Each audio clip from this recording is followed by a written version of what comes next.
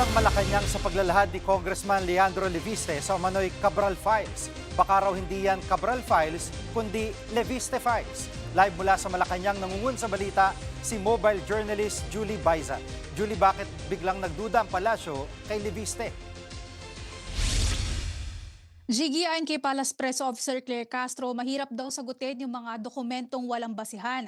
Tinanong kasi ng isang miyembro ng media si Castro sa pagdadawit umano ni Leviste sa ilang miyembro ng gabinete. Pero Jiggy, hindi natin makumpirma sa nagdaang pahayag o post ni Leviste na may inakusahan nga siya na miyembro ng gabinete. Pero gayon man, merong naging sagot dyan si Yusek Castro. Narito ang kanyang pahayag. Ang Cabral Files po ba ay nakaninong sinasabi niya? Hawak niya po ba? Yes, ma'am. So, yun po ay maituturing nating Leviste Files. To, nakita ba natin? Personally, ma'am, ako hindi. Oh, yes. So, di po ba mas mahirap tugunan ang mga dokumentong hindi nakikita? Mahirap tugunan ang mga dokumentong puro insinuations. Mahirap tugunan ang mga dokumentong wala pang anumang basihan at wala pang ebidensya ng anumang anomalya. At sa ibang usapin, Julie, may payag si Congressman Toby Tiangco na hindi niya susuportahan ng impeachment ni VP Sara kung di maaresto si Zaldico. May payag ba dyan ang Malacanang?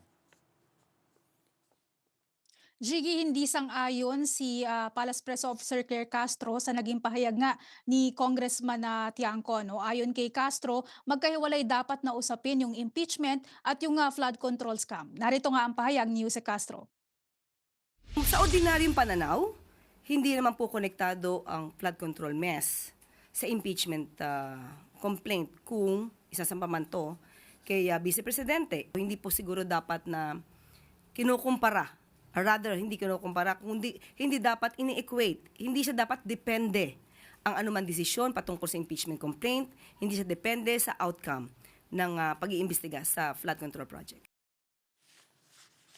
At Julie, kahapon ay nai-report din natin na iisa na lang ang miyembro nitong ICI.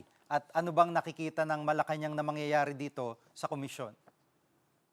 Para sa Palasyo, Jiggy, wala naman daw problema na mag-isa na lang si ICI Chairperson Andres Reyes sa komisyon. Pwede ba rin naman daw siya na magrekomenda ng mga kaso kaugnay nga sa flood control scam? Narito ulit ang pahayag ni Yusek Castro.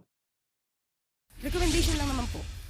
So hindi muna sa aking pagkakaintindi, hindi po kailangan ng quorum dahil nabuo po sila para po makumpleto po ang pag-iimbestiga.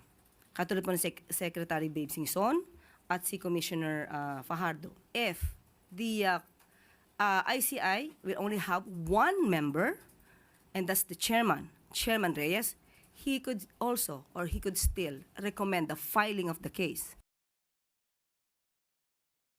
Jiggy, sa ngayon, ayon kay Castro, hintayin muna daw natin yung magiging desisyon ni Pangulong Bongbong Marcos kung magdadagdag ba ng commissioner sa ICI.